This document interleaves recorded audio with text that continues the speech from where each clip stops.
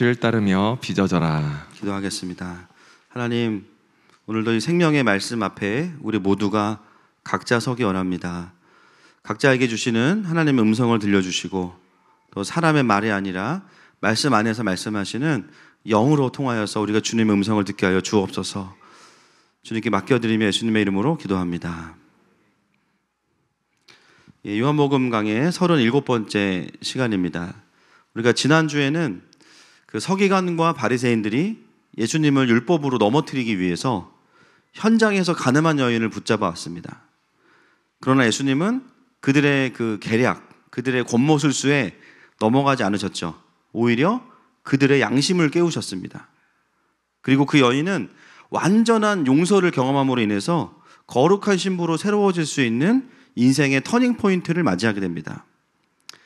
이제 그리고 나서 오늘 본문이 이제 이어지게 되는데요. 오늘 본문에 보시면 12절을 한번 읽어보겠습니다. 시작. 예수께서 또 말씀하여 이르시되 나는 세상의 빛이니 나를 따르는 자는 어둠에 다니지 아니하고 생명의 빛을 얻으리라.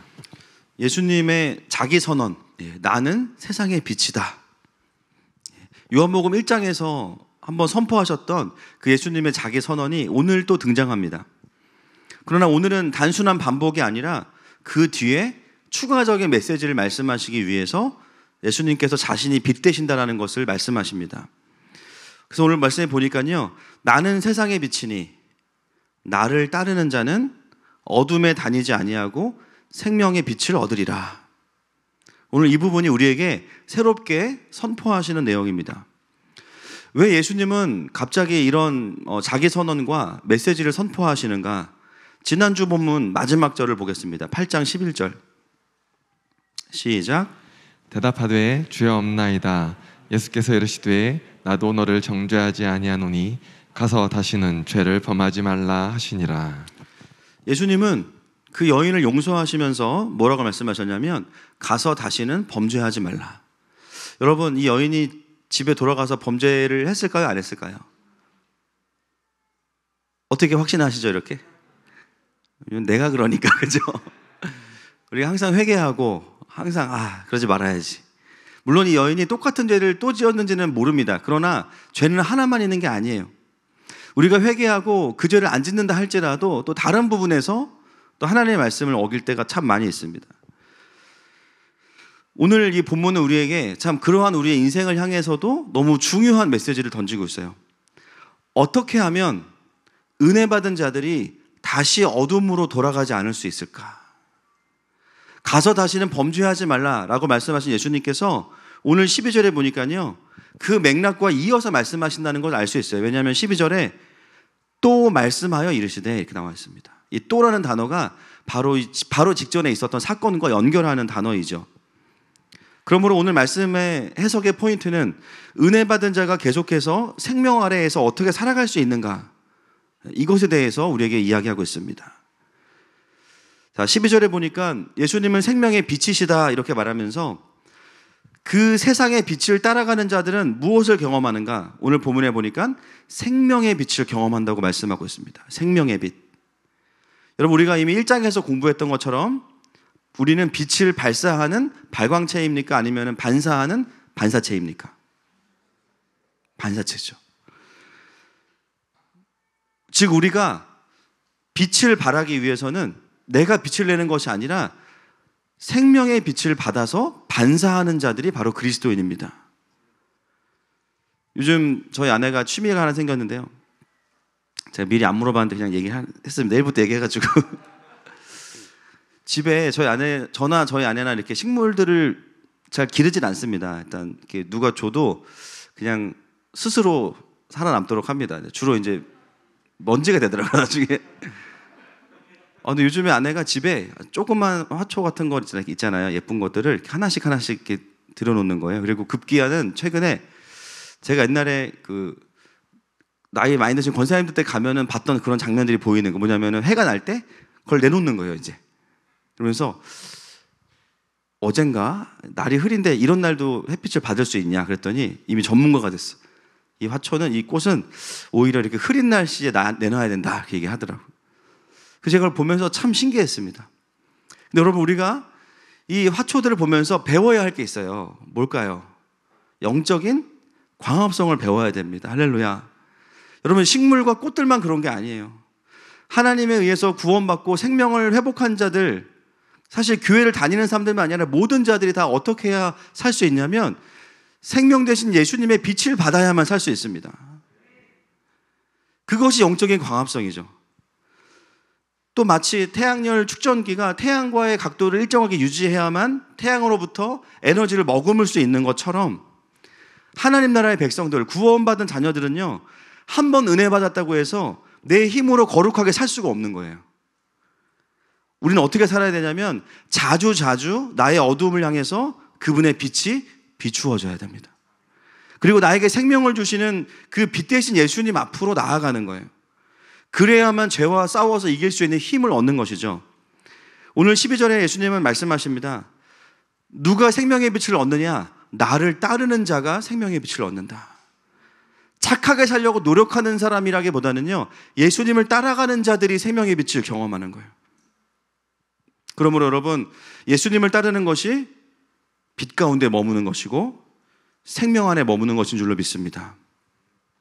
가늠하다 현장에서 잡힌 여인 또한 용서받고 끝난 게 아니에요. 예수님의 메시지는 뭐냐면요, 너가 나로 인해서 죄의 사함을 받았지, 그 삶을 이어가기 위해서는 나를 따라야 된다.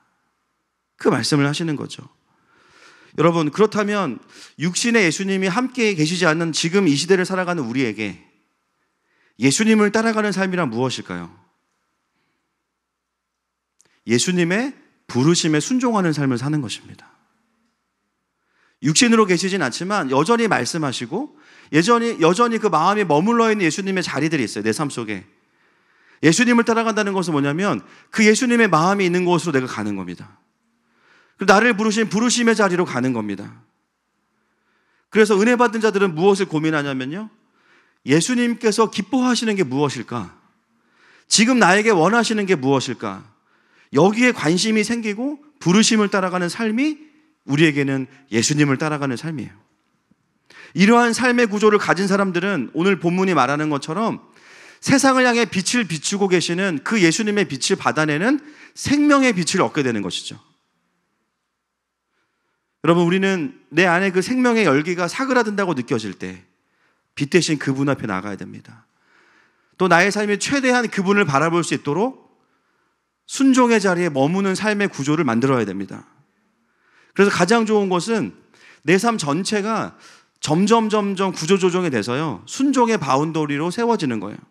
애매한 지점이 아니라 부르심을 따라가고 있는 순종의 삶으로 세워져 가는 거.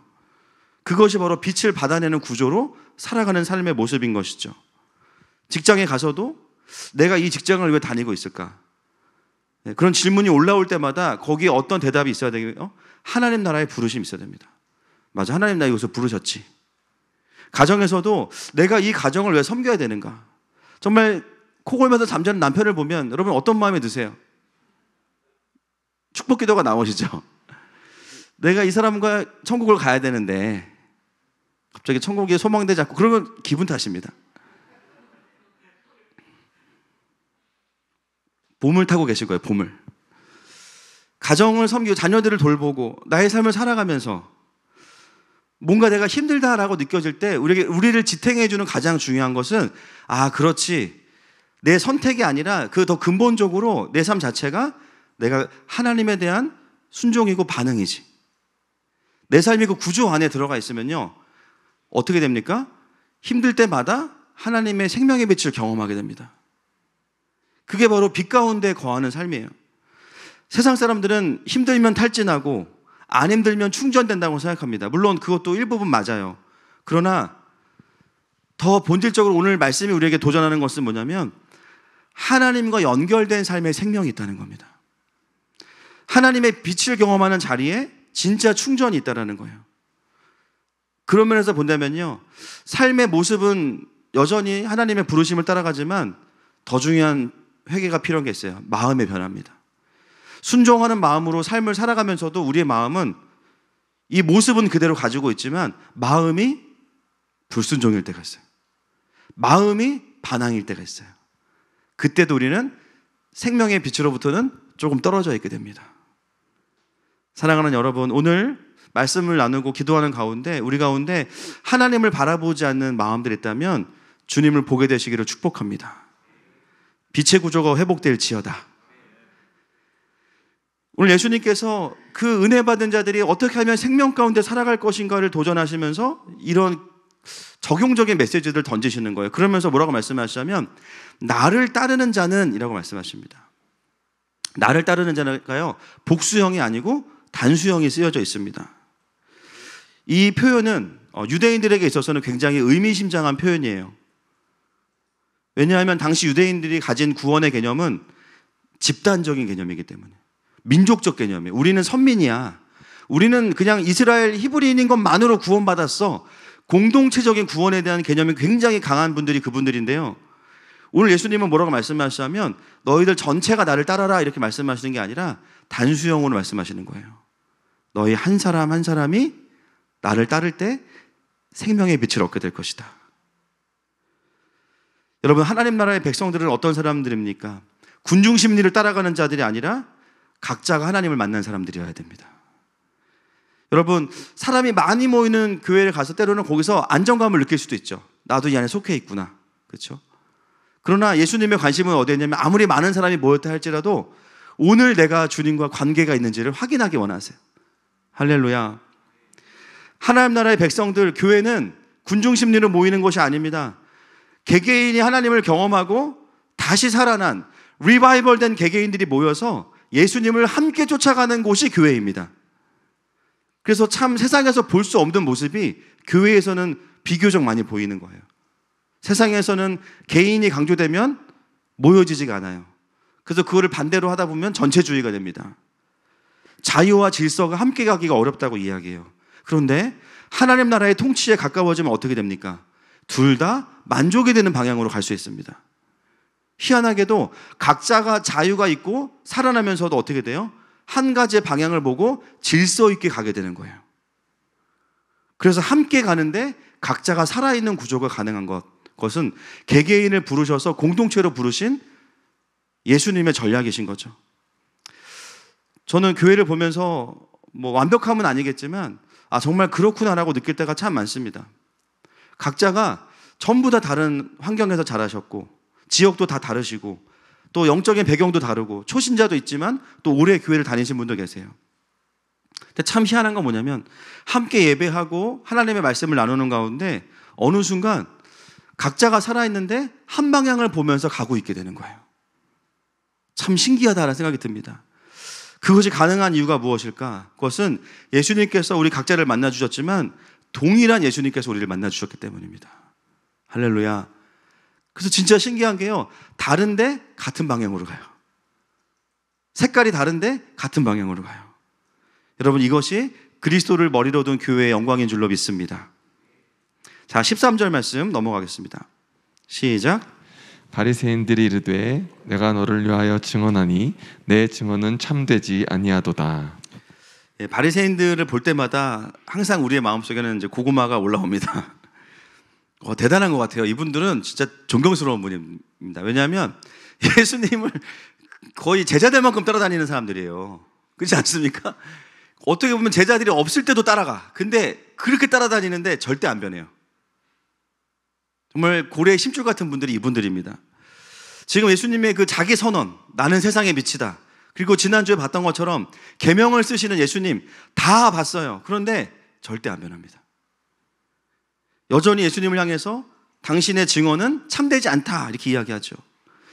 왜냐하면 이들은 예수님을 따라다니긴 하지만 그 말씀에 반응하거나 순종하려고 가는 게 아니라 판단하기 위해서 따라다니기 때문입니다. 참 어려운 거예요. 그렇게 빛 대신 예수님을 물리적으로 가까이 따라가면서도 은혜를 받지 못하는 삶. 오늘 본문 14절과 19절에 보면요, 알지 못한다라는 말이 3번이나 나옵니다. 여러분, 이 어둠 가운데 있다라는 말의 본질은 뭐냐면 영적인 무지죠. 영적인 무지.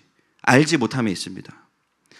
여러분, 우리가 은혜가 가득한 예배와 장소에 있어도 장소에 있는다고 해서 은혜를 받는 게 아니에요. 맞습니까? 아무리 뜨거운 교회 가도요, 은혜 못 받을 수 있어요. 어쩌면, 어떻게 하면?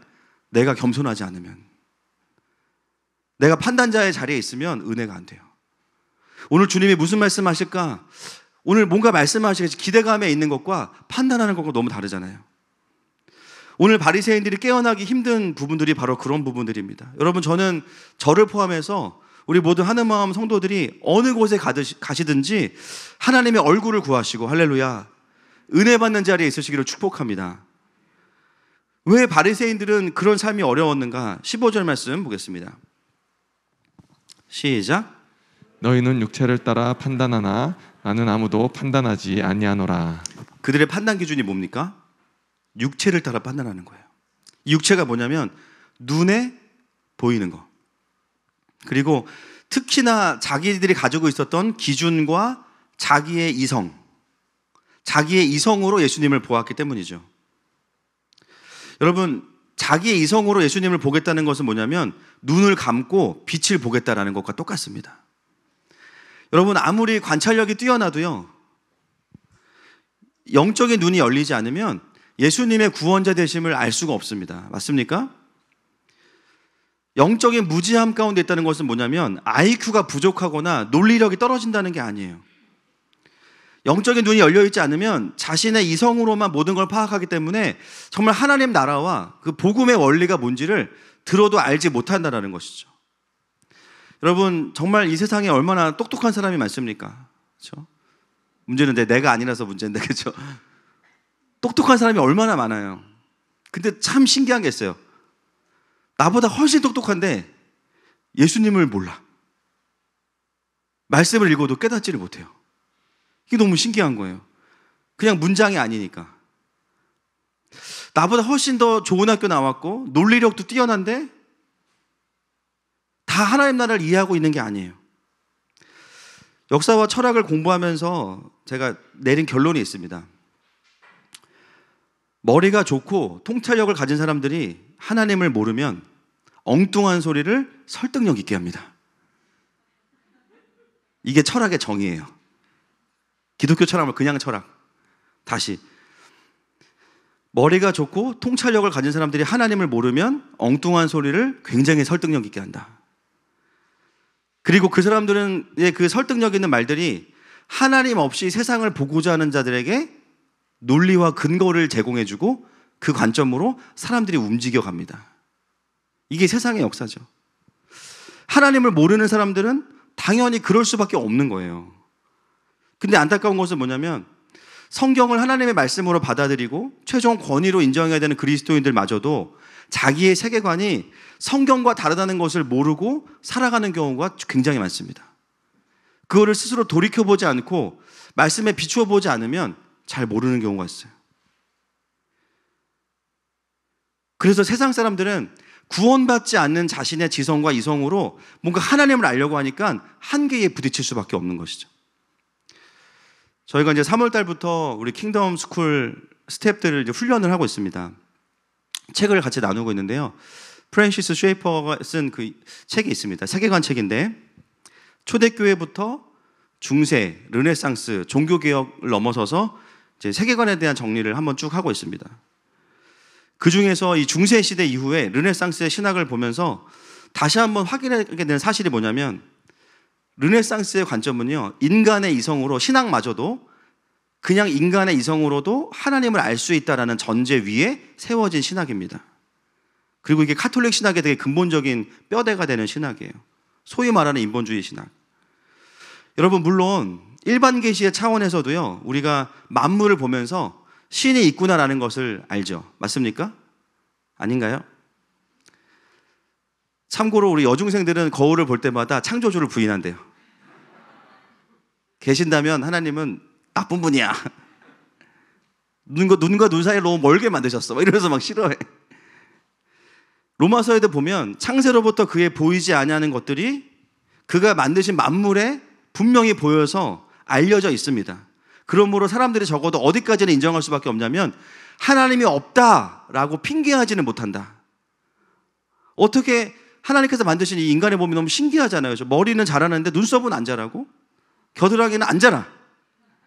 같은 털인데 신기하지 않습니까?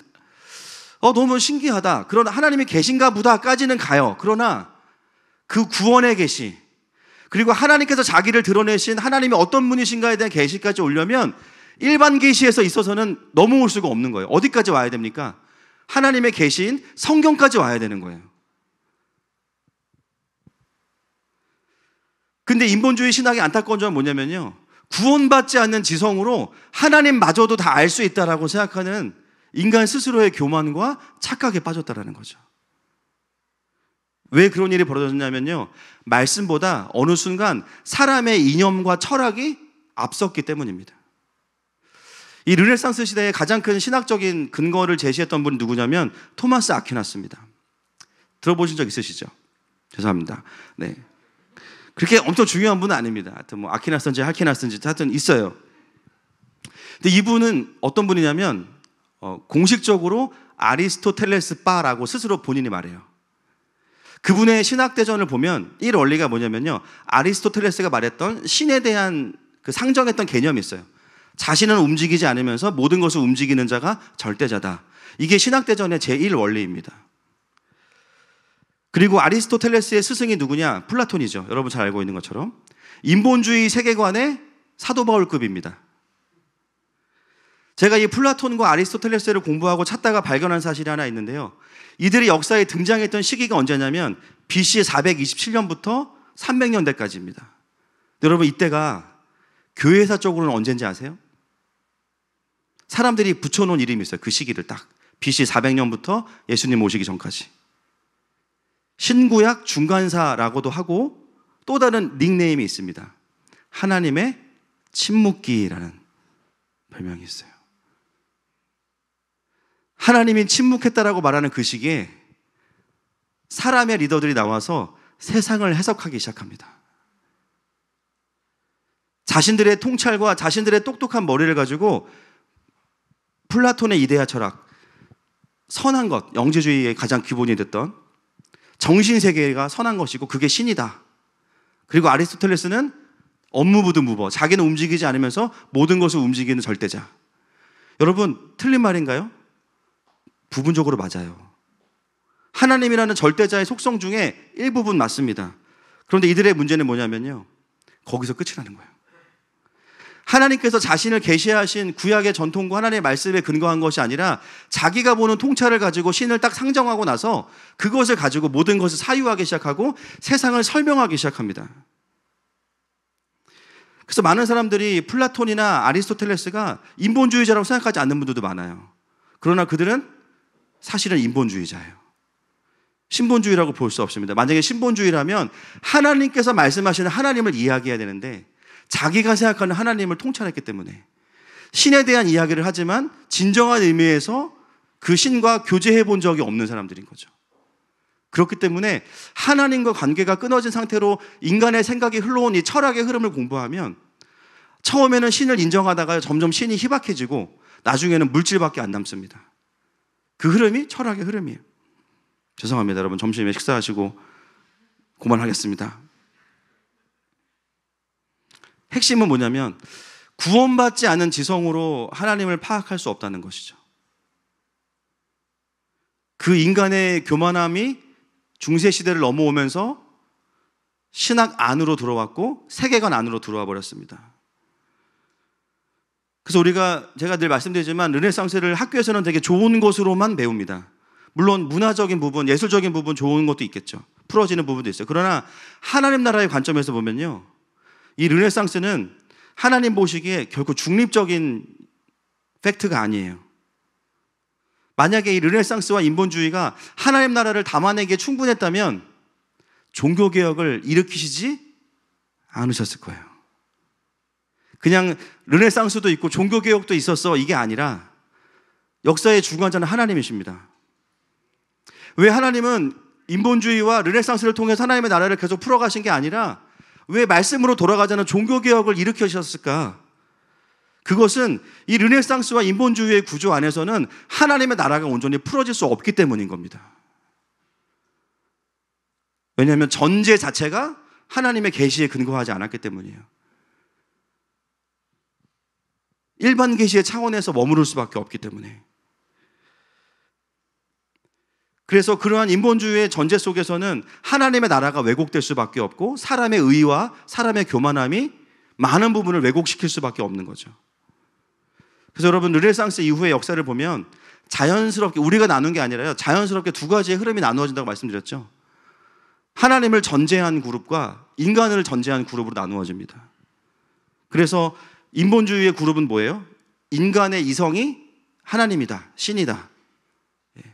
그래서 프랑스를 중심으로 계몽주의 세계관, 거기에 근거한 사회제도들, 나라들이 분명하게 일어나고요. 그리고 하나님 나라에 입각한 말씀의 통치를 기반으로 한 제도들과 나라들이 또 일어나게 됩니다. 이건 사람이 나눈 게 아니에요. 전제가 다르기 때문에 양상이 다를 수밖에 없는 거예요.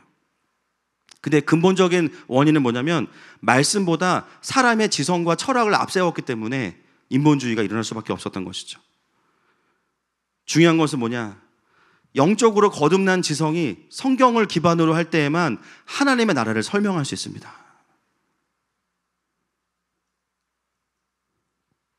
그래서 하나님 나라에 집중하고 거듭난 지성으로 보기 시작하면 역사를 보면서도 무엇을 분별하고 무엇을 취해야 되고 무엇을 취하지 말아야 될 것들을 확인할 수 있게 돼요.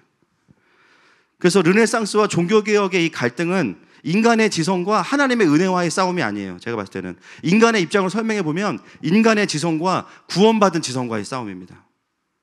많은 분들이 오해하는 게 뭐냐면 여기는 지성적이야, 상식적이야, 여기는 맹목적이야, 이렇게 생각해요. 여러분, 종교개혁을 일으켰던 학자들을 보면요, 천재들 진짜 많습니다. 다 논리에 강하고 수사하게 강한 사람들이에요. 여기는 지성이고 여기는 믿음이야가 아니에요. 사람의 입장만 놓고 본다면 그냥 지성과 구원받은 지성의 차이인 것이죠. 그래서 많은 분들이, 아니 그럼 목사님, 우리가 다른 책들은 보지 말고 성경만 봐야 됩니까? 근데 심지어 우리의 문제는 뭐예요? 성경도 안 봐요. 그때 진짜 신경 구원은 받았어. 할렐루야. 하여튼 한국 사람들은 뭘 해도 가성비가 있습니다. 축복합니다. 여러분, 아퀴나스보다 900년 앞에 태어난 중세 초기를 열었던 사람이 누구냐면 어거스틴입니다. 어거스틴은요, 아퀴나스보다 2배 천재예요. 플라톤, 신플라톤주의 다 섭렵했습니다. 그런데 그 어거스틴이 만들었던 강력한 이 신학의 근거가 지금 개신교의 신학의 체계예요. 삼위일체론, 어거스틴을 통해서 완성됐죠. 그게 가능했던 이유는 무엇이냐면 그는 말씀에 기반했기 때문입니다. 미묘한 차이 같지만 엄청난 전제의 차이입니다. 그리고 어거스틴보다 더 앞선 성령 충만한 지성인, 여러분들도 아는 분이 있어요. 누굴까요? 신약의 거의 절반을 기록한 분인데 사도 바울입니다. 여러분, 사도 바울이 뭐라 그래요? 내가 아는 지식들이 배설물처럼 여기겠다. 왜냐하면 그리스도를 아는 지식이 고상하기 때문에. 여러분, 이 말 너무 오해하시면 안 돼요. 예수님이 고상하다는 말이지 내가 배운 모든 학문을 다 버리겠다가 아니었어요. 그 엄청난 진리에 대한 통찰과 하나님과 인격적인 관계를 문장으로 다 풀어낸 사람이 누굽니까? 사도 바울입니다. 구원받은 지성을 소유한 사람이었어요.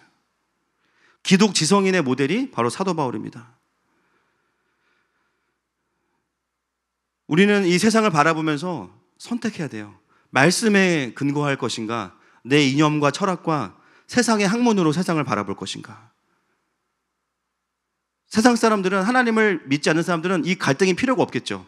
하나님을 전제하지 않으니까. 그러나 적어도 내가 하나님을 믿고 만났고 성경을 내 삶의 가장 근본적인 근간으로 믿는다면 여러분, 이 지점에서 선택이 있어야 됩니다. 그럼 오늘 주님 말씀하시는 거, 자신의 이성으로만 세상을 보는 사람들은 하나님의 나라를 볼 수 없고, 자신의 이성으로 성경을 보는 자들은 그 성경을 통해서 주님 만날 수 없다는 거예요. 여러분, 저는 우리 다음 세대 아이들이 그냥 똑똑하기만 해서는 안 됩니다. 맞습니까? 어떤 분들은 아유, 똑똑하기만 해도 좋겠다. 우리 애들은 딱딱하니까, 그렇죠? 물론 아이들이 똑똑한 게 잘못은 아니에요. 우리 집에 없어서 그렇지. 그런 애가 세상의 자랑도 될 수 있고, 뭐 돈도 좀 벌 수 있겠죠. 좋은 학교도 갈 수 있는 거고, 사회 발전에 이바지할 수 있고. 그러나 우리가 궁극적으로 바라보는 리더십의 그림은 바람직한 사회인만은 아닙니다. 우리가 어떤 아이들을 키우고 싶은 거예요? 영원한 하나님의 나라를 확장하는 리더십을 키우고 싶은 거죠. 우리에게 자녀들을 맡기셨던 하나님의 그 기대에 맞는 아이들을 키워야 하는 것이죠. 그러려면 우리의 다음 세대 아이들은 영적으로 깨어난 지성이어야 됩니다. 구원받은 지성이어야 돼요. 하나님의 통찰을 가진 지성이어야 돼요. 그래서 4월 12일부터 킹덤 스쿨이 개강을 합니다. 그래서 오늘 저희가 이제 다 올려드렸잖아요. 강사 소개랑 입학 상담까지 다 올렸습니다. 여기 있는 과목들은 그런 고민을 하면서 준비된 과목들입니다. 악기를 배우는 이유도 하나님 나라의 관점에서 음악이 어떤 의미에서 타락했고 어떤 의미에서 회복돼야 되는가를 먼저 공부하고 악기를 배워요. 독서 토론, 우리 아이들이 어떤 책과 자료를 받아도 소화해낼 수 있는 통찰력을 갖는 아이들을 만들어야 됩니다. 책을 읽으면 강의도 할 수 있어야 되는 거예요. 그리고 킹덤 인텔리전스라는 과목은 뭐냐면, 여러분 AI 아시죠? 인공지능. 예. 인공지능에 대항하는 킹덤 지능입니다. 똑같은 기술이지만 이 4차 산업혁명을 이해하고 블록체인에 대해서도 이해하고 코딩도 배우고 또 경제와 경영도 이해하면서 그것을 세상의 기술로만 파악하는 것이 아니라, 돈벌이의 어떤 기술로만 배우는 것이 아니라 그것들을 통해서 하나님 나라의 지능으로 다시 한번 해석할 수 있는 공부들을 어렸을 때부터 하는 거예요. 단순히 그냥 교회에서 방과 후 학원한데, 여러분 이건 학원의 개념이 아닙니다. 이건 훈련의 개념입니다. 그래서 아이들이 한번 시작이 되면 최소 10년은 꾸준히 고전을 읽으면서 그 믿음의 선배들의 통찰 배워야 됩니다. 말씀을 그 시대에 풀어냈던 신본주의 고전들을 읽으면서 이게 이렇게 풀어지는 거였구나, 이것이 문제였구나를 보기 시작하는 거예요. 그냥 역사적인 사실들을 외우는 게 공부가 아니라 그 속에서 하나님이 하신 것과 인간의 타락을 분별할 수 있고 하나님께서 기뻐하시는 가치관이 무엇인지를 분별하기 시작해야만 우리 아이들이 다가오는 세대 속에서 동일한 문제들을 해결해 갈 수 있는 것이죠. 우리가 금요일 날 들었죠. 요셉. 꿈을 듣자마자 바로 풀어냅니다.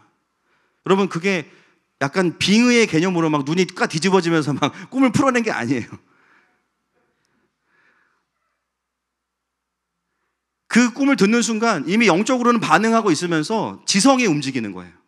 이미 요셉은 그 시간을 통해서 하나님의 통찰을 가지고 답을 줄 수 있는 길이 열려 있었던 거예요. 그게 그 요셉의 리더십이었고 하나님께서 사용하셨던 포인트입니다.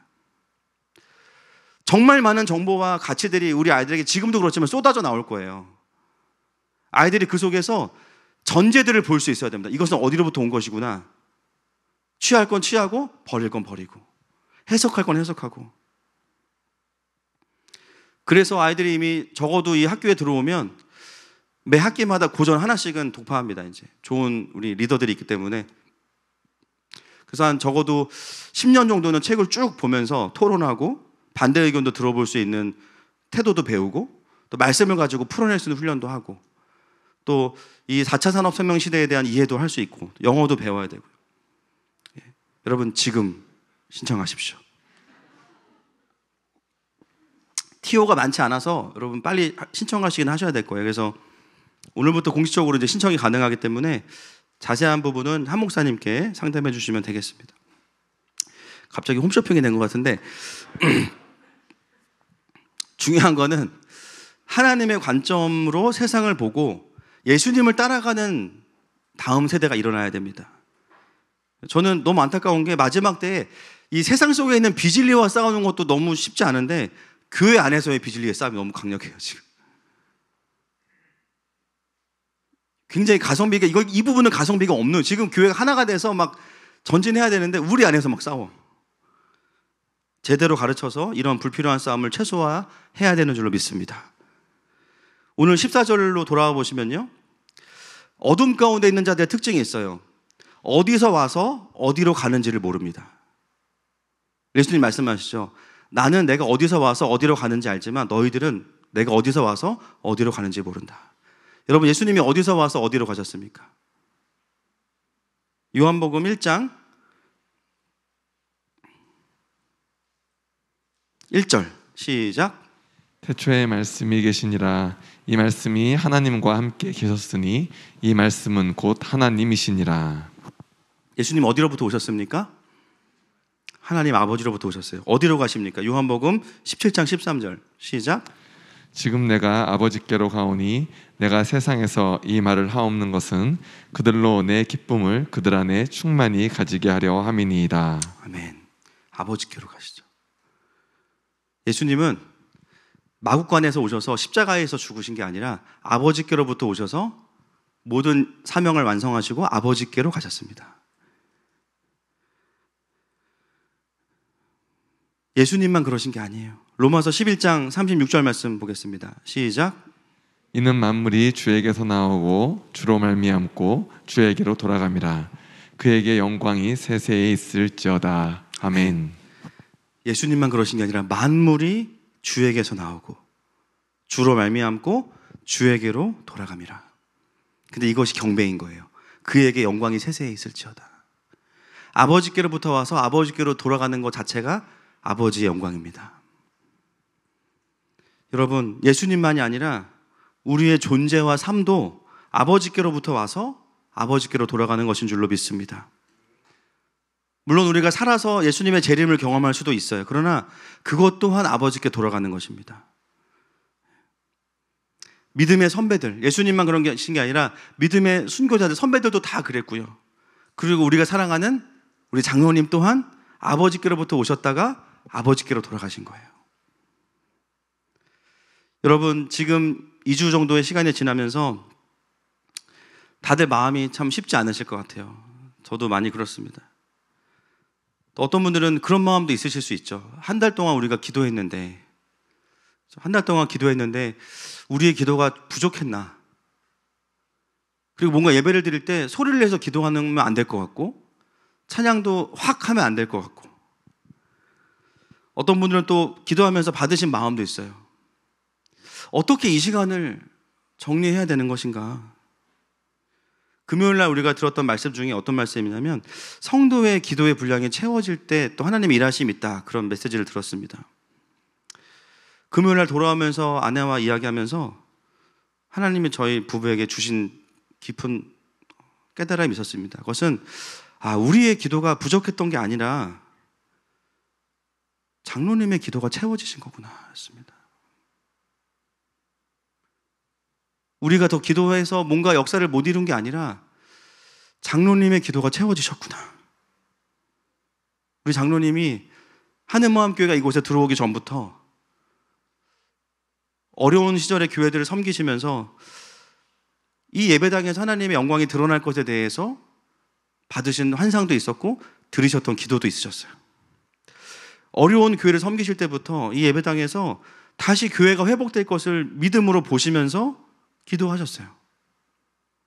몸된 교회를 사랑하시고 하나님의 교회가 영광스럽게 살아나는 것을 보기 원하셨던 기도가 우리 장로님의 기도였습니다. 그날 돌아오면서 제 마음 가운데 주시는 확신이 뭐냐면 우리 장로님의 기도가 채워졌구나.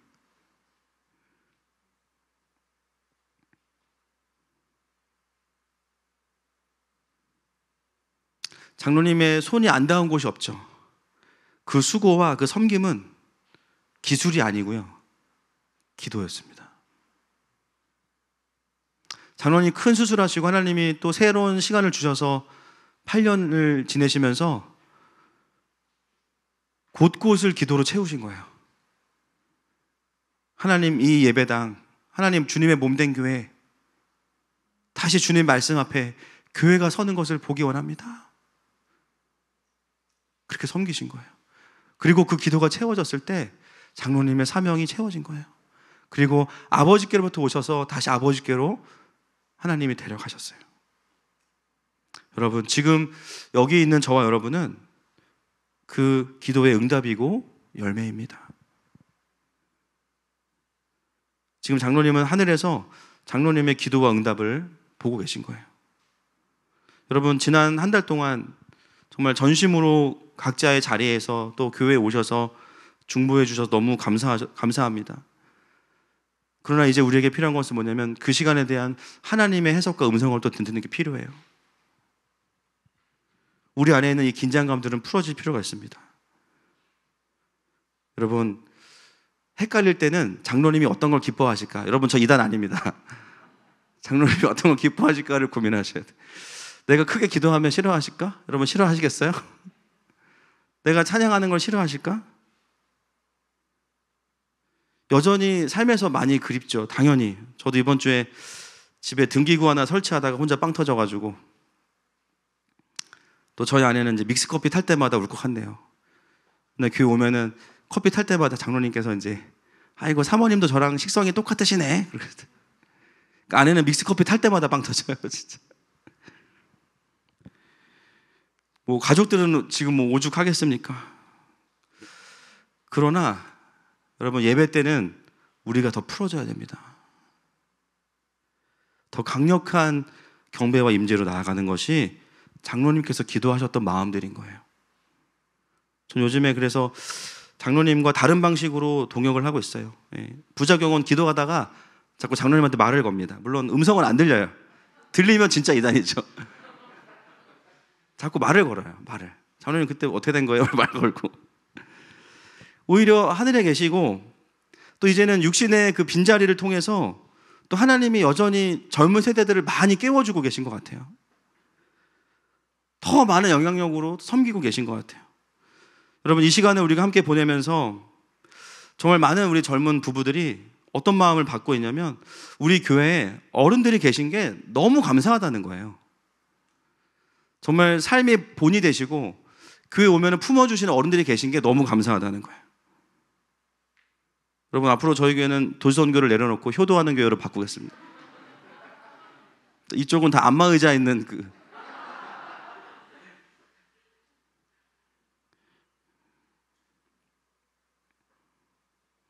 어느 때보다 사실 우리에게는 지금 애통이 있지만 오히려 그 시간 통해서 젊은 세대들이 더 교회에 뭐라도 함께 하고 싶고 짐을 함께 지고 싶다는 마음들을 많이 받고 있습니다.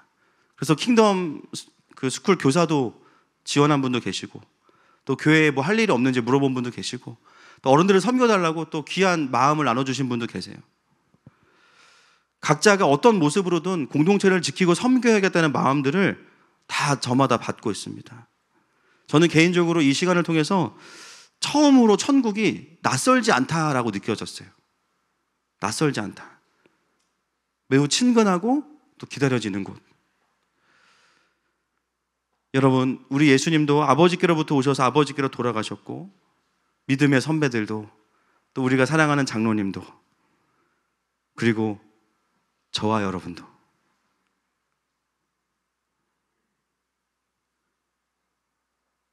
그 여정을 가고 있습니다. 우리도 이 땅에 천년만년 있는 게 아닙니다. 이 땅에서의 삶이 다가 아니에요. 여러분, 성도는 잊혀지는 게 아닙니다. 우리는 고인이 되는 게 아니에요. 계속 함께 가는 거예요. 다만 땅에서 함께 가는가 하늘에서 함께 가는가의 차이입니다. 저는 그래서 지난주부터요 예배할 때마다 그냥 상상을 해요. 하늘에서 요셉도 있고 다니엘도 있고 다윗도 있고 그 옆에 우리 장로님도 계시고 예배가 열릴 때마다요 하늘과 땅이 연결되는 우주적 교회 할렐루야. 모든 하나님을 경외하는 백성들이 땅과 하늘에서 그 하나님의 보좌 앞으로 금양단의 기도를 올려드리는 경배. 예배 때마다 가슴이 웅장해지기 시작해요. 아버지께로부터 와서 아버지께로 가는 모든 과정들이 바로 주님을 향한 경배인 줄로 믿습니다. 여러분, 예수님을 따라가는 자들의 삶은 이런 영광과 빛 가운데 살아가면서 자연스럽게 죄를 이기는 삶으로 가게 된다는 것을 오늘 예수님은 저와 여러분에게 말씀하고 계십니다. 말씀을 좀 정리하기 원합니다.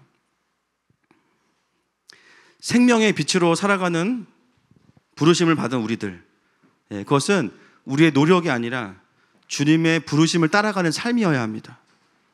우리는 판단하는 자가 아니라 따라가는 자가 되어야 합니다. 그리고 그분을 따라가는 삶은 자연스럽게 아버지께로부터 와서 우리의 사명을 이루고 또 그것이 완성될 때 아버지께로 가는 인생인 줄로 믿습니다. 오늘 우리를 그렇게 빚어가시는 주님 앞에, 그 생명의 빛 되신 주님 앞에 이 시간 함께 이 고백으로 나아가십시다.